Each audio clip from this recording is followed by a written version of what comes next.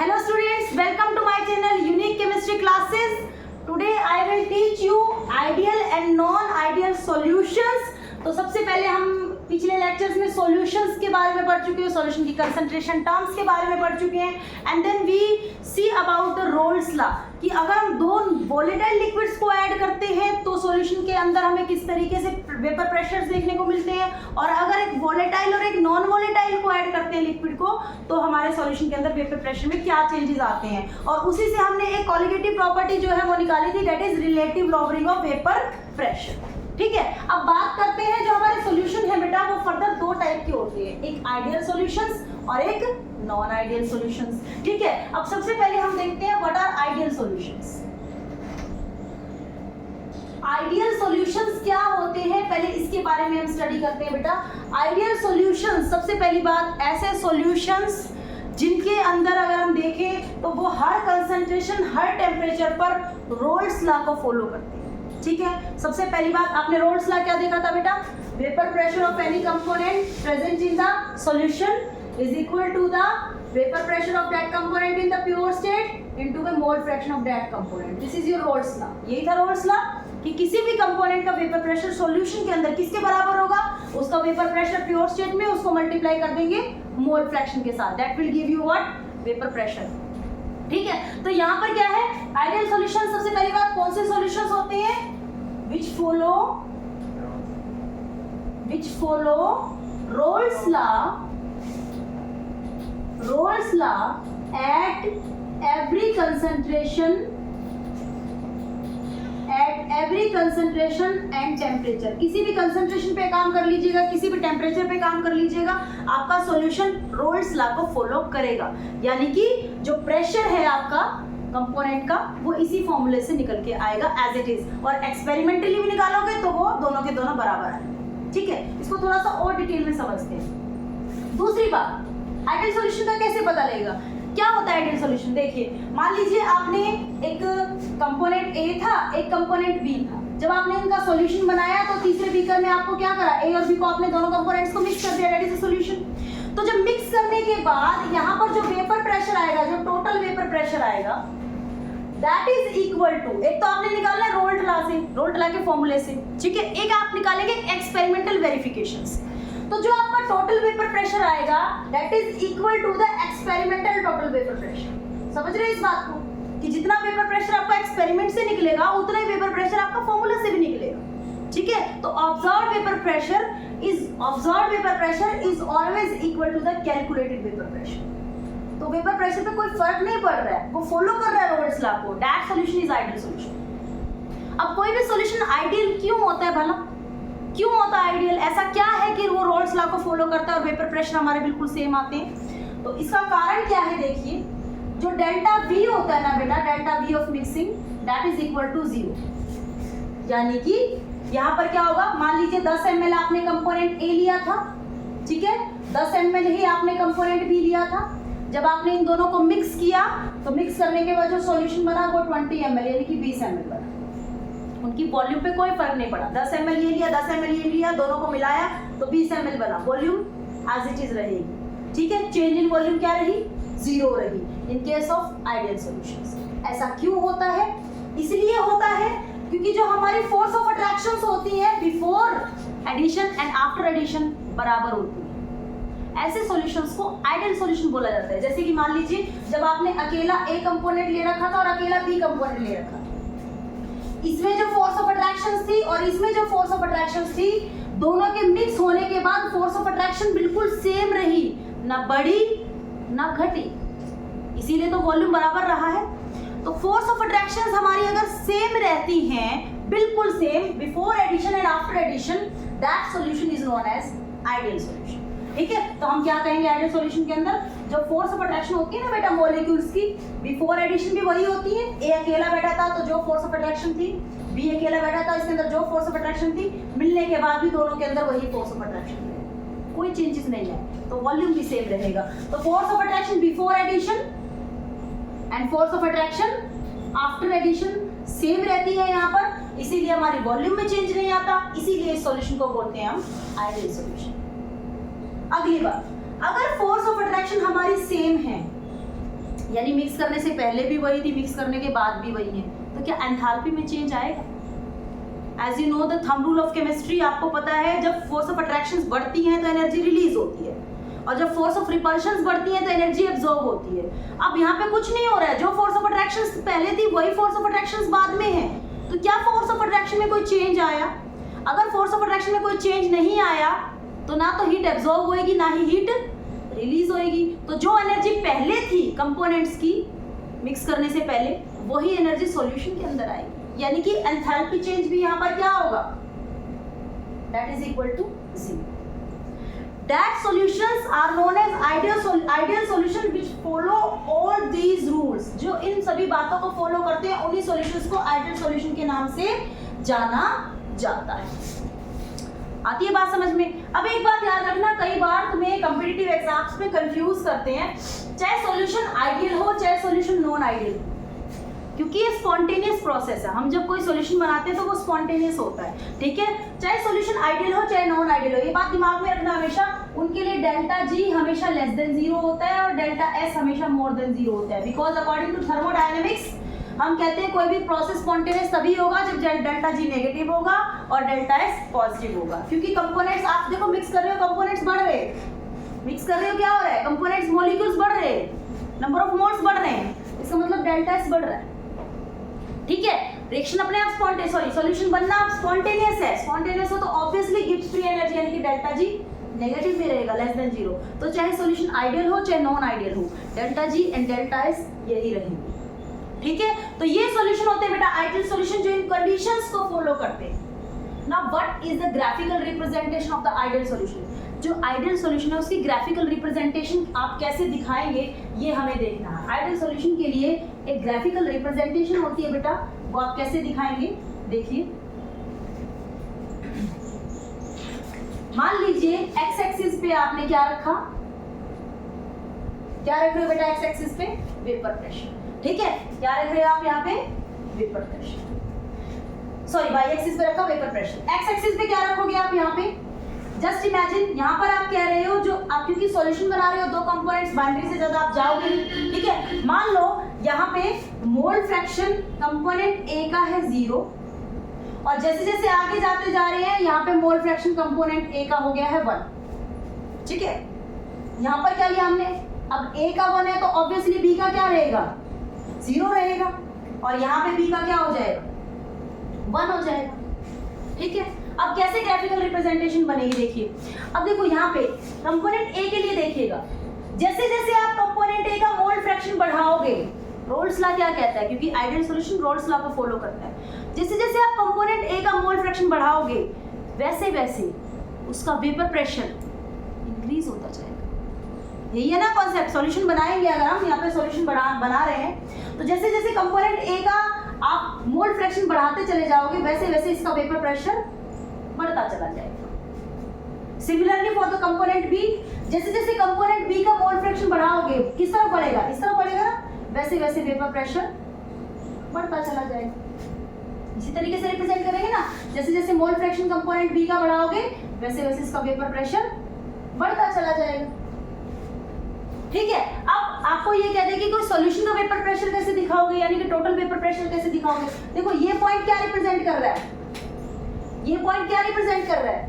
Vapour pressure of the pure B, क्योंकि यहाँ पे ए तो है ही नहीं बिल्कुल भी, सिर्फ बी है, और ये पॉइंट क्या रिप्रेजेंट कर रहा है? वेपर प्रेशर ऑफ प्योर ए, ये रिप्रेजेंट कर रहा है ना, वेपर प्रेशर ऑफ प्योर ए ये रिप्रेजेंट कर रहा है, प्योर बी ये रिप्रेजेंट कर रहा है। तो मिक्सचर का कैसे दिखाओगे? This line represents you the total vapour pressure. Total vapour pressure क्या होगा आपका बेटा? पी ए प्लस में this line represents you the total vapour pressure. तो आपका जो आइडियल सॉल्यूशंस है उनका ग्राफ मुझे कुछ इस तरीके से नजर आता है, कुछ इस तरीके से समझ में आता है, कुछ इस तरीके से दिखाई देता है, ठीक है? This is your ideal solution. ये कंडीशंस होती है हमारे किसी भी सॉल्यूशन के आइडियल होने की, and no solution is ideal in this universe, ठीक है? कोई भी सॉल्यूशन हमारे पास आइडियल नहीं है। Now next topic is non ideal solution. अब नॉन आइडियल सॉल्यूशन कौन सा होता है भला, ठीक है? Now you have to study what non ideal solution. अब नॉन आइडियल सॉल्यूशन के बारे में पढ़ते हैं। नॉन आइडियल सॉल्यूशन भाई सीधी सी बात है, हमने कहा था आइडियल सॉल्यूशन वो सॉल्यूशन होता है which follow Raoult's law at every concentration and every temperature. अब हर कंसंट्रेशन और टेम्परेचर पर अगर रोल्स लॉ को फॉलो नहीं करेगा तो वो सॉल्यूशन कौन सा हो जाएगा, नॉन आइडियल सॉल्यूशन हो जाएगा। ठीक है, इसमें क्या कहेंगे, do not follow this, do not follow Raoult's law, do not follow Raoult's law at every concentration and temperature. अब बेटा इसका कारण क्या है कि ये रोल्स लॉ को फॉलो नहीं कर रहा है। रोल्स लॉ को फॉलो करने का मतलब क्या है बेटा, एक्सपेरिमेंटली जो आप वेपर प्रेशर निकालेंगे वो कैलकुलेटेड वेपर प्रेशर से या तो कम आएगा या ज्यादा आएगा। कैलकुलेट किससे करोगे, रोल्स लॉ वाले फॉर्मूले से।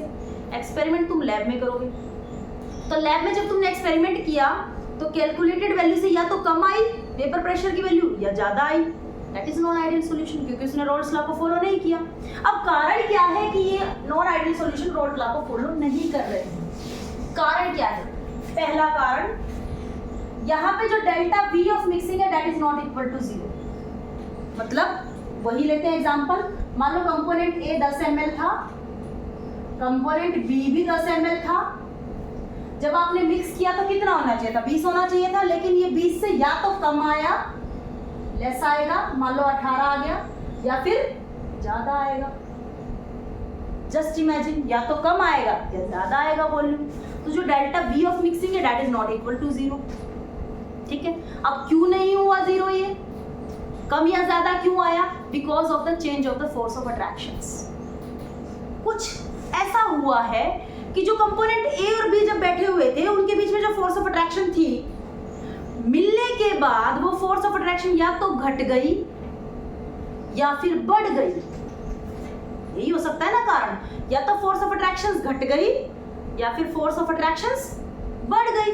ठीक है, मान लो अब यहाँ पर जब मैंने कंपोनेंट ए और बी को मिक्स करके बनाया सॉल्यूशन, तो फोर्स ऑफ अट्रैक्शंस जो है वो चेंज हो गई।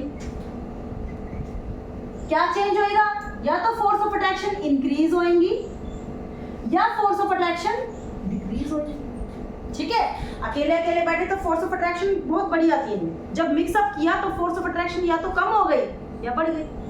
अब इमेजिन करके देखो, कोई मॉलिक्यूल्स के बीच में अगर फोर्स ऑफ अट्रैक्शन घट जाएगी तो वो बहुत आसानी से वेपराइज हो जाएगा ना, बहुत आसानी से इवेपोरेट हो जाएगा, यानी वेपर प्रेशर वहां पे बढ़ेगा। तो एक्सपेरिमेंटली वेपर प्रेशर की वैल्यू ज्यादा आएगी as compare to calculated. Calculate तो हम रोल्स लॉ से कर लेंगे, रोल्स लॉ को क्या पता कि फोर्स ऑफ अट्रैक्शन की वैल्यू बढ़ गई है या घट गई है, वो तो एक्सपेरिमेंट से पता चलेगा ना। तो जब फोर्स ऑफ अट्रैक्शंस घट जाएंगी, जब फोर्स ऑफ अट्रैक्शंस घट जाएंगी तो वेपर प्रेशर इंक्रीज हो जाएगा। ठीक है, वेपर प्रेशर अगर इंक्रीज हो जाता है तो उसको कहते हैं non ideal solution showing positive deviation. क्यों बोला बेटा इसको पॉजिटिव डेविएशन, कोई चीज बढ़ रही है तो पॉजिटिव की तरफ ही जा रही है ना, वेपर प्रेशर बढ़ रहे हैं तो पॉजिटिव की तरफ ही जा रहा है, so this is known as positive deviation. ठीक है, अब कह रहे हैं फोर्स ऑफ अट्रैक्शन अगर बढ़ गई, अगर मॉलिक्यूल्स के बीच में फोर्स ऑफ अट्रैक्शन बढ़ जाएगी तो उनको वेपराइज करना हमारे लिए मुश्किल हो जाएगा, हमें और एनर्जी लगानी पड़ेगी, मतलब वेपर प्रेशर घट जाएगा।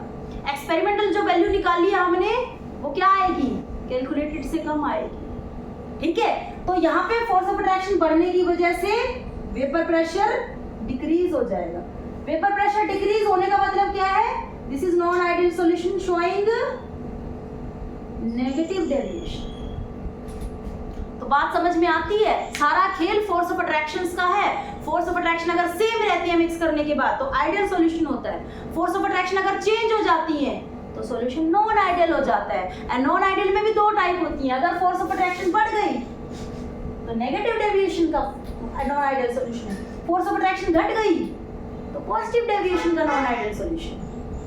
Is it? अब यहाँ पे क्या होगा, वॉल्यूम जो है वो चेंज हो रही है, मतलब वॉल्यूम 0 के बराबर नहीं है। एंथैल्पी में क्या फर्क पड़ेगा बेटा, enthalpy is also not equal to 0, क्योंकि देखो अगर फोर्स ऑफ अट्रैक्शन बढ़ेगी तो एनर्जी रिलीज होएगी, और अगर फोर्स ऑफ अट्रैक्शन घटेगी तो एनर्जी डिक्रीज होएगी।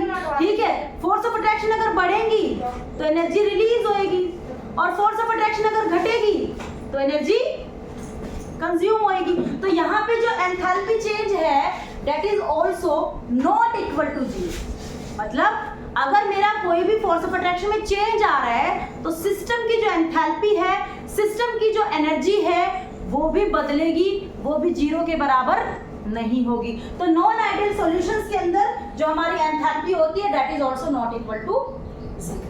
बाकी वही रहेगा। गिब्स फ्री एनर्जी क्या होगी बेटा, लेस देन 0 रहेगी। और डेल्टा एस क्या रहेगा, मोर देन 0, यानी कि डेल्टा एस हमेशा पॉजिटिव में रहेगा और डेल्टा जी हमेशा नेगेटिव में रहेगा। So that we can say this is a spontaneous process, क्योंकि सॉल्यूशन जो बनता है वो एक स्पॉन्टेनियस प्रोसेस होता है, नॉन स्पॉन्टेनियस नहीं होता। सॉल्यूशन हमेशा स्पॉन्टेनियस होता है। तो यहाँ पे ये कंडीशंस है हमारी क्या, नॉन आइडियल सॉल्यूशन की। क्या होती है बेटा नॉन आइडियल सॉल्यूशन की condition, it do not follow Raoult's law at every concentration and temperature. ये रोल्स लॉ को फॉलो नहीं करेगा, किसी भी तरीके से नहीं करेगा। ठीक है, रोल्स लॉ को फॉलो ना करने का मतलब क्या है कि जब मैंने दोनों कंपोनेंट्स को ऐड किया, दोनों कंपोनेंट्स को ऐड करने की वजह से जो फोर्स ऑफ अट्रैक्शन है उनमें चेंजेस आए। फोर्स ऑफ अट्रैक्शन या तो घटी या फिर फोर्स ऑफ अट्रैक्शन बढ़ी। अगर फोर्स ऑफ अट्रैक्शन घटी है तो मतलब वेपर प्रेशर बढ़ा है। वेपर प्रेशर बढ़ा है तो हम उसको क्या कहेंगे, that showing the positive deviation. अगर फोर्स ऑफ अट्रैक्शन बढ़ी है तो वेपर प्रेशर घटेगा। वेपर प्रेशर अगर घटा है तो मतलब नेगेटिव डेविएशन। अब अगर फोर्स ऑफ अट्रैक्शंस में चेंज आए तो ऑब्वियसली मॉलिक्यूल या तो क्लोज आएंगे या दूर जाएंगे। अगर मॉलिक्यूल क्लोज आ रहे हैं यानी फोर्स ऑफ अट्रैक्शन बढ़ रही है तो वॉल्यूम घट जाएगी, और अगर मॉलिक्यूल्स दूर जा रहे हैं, फोर्स ऑफ अट्रैक्शन घट रही है तो मतलब वॉल्यूम बढ़ जाएगी, इंक्रीज हो जाएगी। तो change in volume is not equal to 0। Enthalpy वही बात, फोर्स ऑफ अट्रैक्शन बढ़ेगी तो एनर्जी रिलीज होएगी, फोर्स ऑफ अट्रैक्शन घटेगी तो एनर्जी एब्सॉर्ब होएगी। ठीक है, तो यहाँ पे क्या होगा, enthalpy change that is also not equal to 0। But ये हमेशा सेम रहती है कंडीशंस आइडियल नॉन आइडियल के लिए, delta G is less than 0 and delta S is more than 0। These are the conditions which are showing by the non-ideal solution. Non-ideal solution के द्वारा हमारे को ये दो conditions जो हैं वो देखने को मिलती हैं। आई बात समझ में? तो नॉन आइडियल सॉल्यूशंस के अंदर अब हमने देखा कि जो हमारा सॉल्यूशन बेटा नॉन आइडियल होगा, तो नॉन आइडियल सॉल्यूशन दो तरीके के होते हैं बेटा, which are showing positive deviations and which are showing negative deviation. Positive deviation वो दिखाते हैं बेटा जिनमें फोर्स ऑफ अट्रैक्शन डिक्रीज होती है, और नेगेटिव डेविएशन वो दिखाते हैं जिनमें फोर्स ऑफ अट्रैक्शन इंक्रीज होती है। अब इतना हमें समझ में आता है। ठीक है, अब आइडियल सॉल्यूशन के लिए हमने जो ग्राफ लिया था, आइडियल सॉल्यूशन के लिए हमने क्या ग्राफ लिया था बेटा कि वाई एक्सिस पे हम ले रहे हैं वेपर प्रेशर, एक्सिस पे हम क्या ले रहे हैं मोल फ्रैक्शन। तो हमने कहा था यहाँ पे मोल फ्रैक्शन मान लो A का 0 है, यहाँ पे मोल फ्रैक्शन A का 1 है। यहाँ पे हमने कहा था मोल फ्रैक्शन B का 1 है, यहाँ पे मोल फ्रैक्शन B का 0 है। इधर देख रहे थे हम वेपर प्रेशर में इंक्रीज। तो हमने ये कहा था जैसे जैसे हम A का मोल फ्रैक्शन बढ़ाते जा रहे हैं इसका वेपर प्रेशर बढ़ता चला जाएगा, जैसे जैसे हम B का मोल फ्रैक्शन बढ़ा रहे हैं इसका वेपर प्रेशर बढ़ता चला जाएगा। और टोटल वेपर प्रेशर हम ऐसे दिखाएंगे, this represents you the mole fraction of vapour pressure of the pure A, this point represents you the vapour pressure of pure B। ये हमने पढ़ा था आइडियल सॉल्यूशन के लिए। ठीक है, तो आइडियल सॉल्यूशन के लिए ग्राफिकल रिप्रेजेंटेशन हमारी ये। अब बेटा नॉन आइडियल सॉल्यूशन में मैंने क्या बताया, मैंने कहा नॉन आइडियल सॉल्यूशन में हमारी दो कंडीशंस होती हैं, एक ऐसा सॉल्यूशन जो पॉजिटिव डेविएशन दिखाता है या एक ऐसा सॉल्यूशन जो नेगेटिव डेविएशन दिखाता है। पॉजिटिव डेविएशन क्या कहा था, मतलब जिसकी वैल्यू हमारी, जिसमें वेपर प्रेशर की वैल्यू ज्यादा आ रही है। वेपर प्रेशर ज्यादा आने का मतलब क्या, फोर्स ऑफ अट्रैक्शन घट रही थी। ठीक है, और नेगेटिव डेविएशन का मतलब क्या था, जिसमें फोर्स ऑफ अट्रैक्शन बढ़ रही है जिसकी वजह से वेपर प्रेशर कम हो रहा है। ठीक है, अब देखो सीधी सी बात है भाई, मैं कह रही हूँ पॉजिटिव डेविएशन। पॉजिटिव डेविएशन मतलब फोर्स ऑफ अट्रैक्शन घट रही है। फोर्स ऑफ अट्रैक्शन घटने की वजह से वेपर प्रेशर ज्यादा आना चाहिए, जो नॉर्मल है वेपर प्रेशर उससे ज्यादा आना चाहिए। ज्यादा कैसे आएगा, देखो ये नॉर्मल वेपर प्रेशर है ना कंपोनेंट A का, मिक्स करने के बाद वो पॉजिटिव डेविएशन दिखा रहा है, मतलब वेपर प्रेशर बढ़ना चाहिए। तो बढ़ेगा कैसे, ऐसे ही बढ़ेगा ना बेटा। इस पॉइंट पे देखो वेपर प्रेशर, जब यहाँ कह रहे हैं इतना मोल फ्रैक्शन है तो वेपर प्रेशर यहाँ की बजाय कहाँ आ गया, यहाँ आ गया, बढ़ गया ना वेपर प्रेशर। ठीक है, और B के लिए वेपर प्रेशर बढ़ा हुआ कैसे दिखाएंगे, ऐसा। और टोटल वेपर प्रेशर भी हमारा इंक्रीज हो जाएगा, वो कैसे दिखाएंगे, ऐसे। तो जब हमारा पॉजिटिव डेविएशन होता है, पॉजिटिव डेविएशन का मतलब क्या है बेटा, फोर्स ऑफ अट्रैक्शन मॉलिक्यूल के अंदर घट गई, और फोर्स ऑफ अट्रैक्शन मॉलिक्यूल के अंदर अगर घट गई तो वेपर प्रेशर बढ़ गया। तो जिस मोल फ्रैक्शन पर वेपर प्रेशर यहाँ आना चाहिए था, उसी मोल फ्रैक्शन पर वेपर प्रेशर अब बढ़ चुका है। ठीक है, that is your positive deviation. अब नेगेटिव डेविएशन में क्या होगा बेटा, दूसरे ग्राफ से बताते हैं। नेगेटिव डेविएशन में क्या होगा, देखो हमने क्या दिखाया था, आइडियल सॉल्यूशन का ग्राफ ऐसे दिखाया था ना बेटा, ऐसे दिखाया था ना। यहाँ पे कह रही मैं मोल फ्रैक्शन A का 0 है, B का 1 है, यहाँ पे A का 1 है, B का 0 है, यहाँ पे वेपर प्रेशर दिखा रहे हैं प्योर A का, यहाँ पे दिखा रहे हैं प्योर B का। ठीक है, यही दिखा रहे थे ना हम, यही दिखा रहे थे। अब देखो ये कह रहे हैं नेगेटिव डेविएशन। नेगेटिव डेविएशन का क्या मतलब है बेटा, कि फोर्स ऑफ अट्रैक्शंस बढ़ रहे हैं, वेपर प्रेशर कम हो रहा है, that represents you the negative deviation. Negative मतलब कम की तरफ जाना, वेपर प्रेशर घट रहा है। वेपर प्रेशर कब घटेगा, जब फोर्स ऑफ अट्रैक्शन बढ़ेगी। ठीक है, अब देखो नेगेटिव डेविएशन का ग्राफ कैसे आएगा बेटा, ऐसे ये हमारा ये आना चाहिए ना वेपर प्रेशर, लेकिन एक्सपेरिमेंटली हमने देखा तो उसकी वैल्यू कम आई। यू कैन चेक, देखो ये वैल्यू हमारी इस मोल फ्रैक्शन पे हमारी वेपर प्रेशर की ये वैल्यू आनी चाहिए थी, लेकिन आई क्या है। ठीक है, तो जब हमारा नेगेटिव डेविएशन होता है वहां पर वेपर प्रेशर डिक्रीज होते हैं, और डिक्रीज होने का ग्राफिकल रिप्रेजेंटेशन कैसे दिखाएगा, या इस तरीके से, और टोटल वेपर प्रेशर इस तरीके से। ठीक है, तो हमारी फोर्स ऑफ अट्रैक्शन घटने या बढ़ने की वजह से हमारे को पॉजिटिव और नेगेटिव डेविएशंस दिखाई जाती हैं यहाँ पर सॉल्यूशंस के द्वारा, और पॉजिटिव डेविएशन अगर दिखाता है तो ग्राफिकल रिप्रेजेंटेशन ये होती है, और नेगेटिव डेविएशन अगर दिखाता है तो ग्राफिकल रिप्रेजेंटेशन ये होती है। And for the ideal solution आपकी स्ट्रेट लाइंस यहाँ पे दिखाई जाएंगी, यानी कि जैसे जैसे मोल फ्रैक्शन बढ़ता जा रहा है वैसे वैसे ही वेपर प्रेशर भी हमारा बढ़ता चला जाएगा। ठीक है, आ गई बात समझ में। तो अगर बात समझ में आ गई है तो भाई हमारे चैनल को लाइक और सब्सक्राइब कर दीजिए। ठीक है।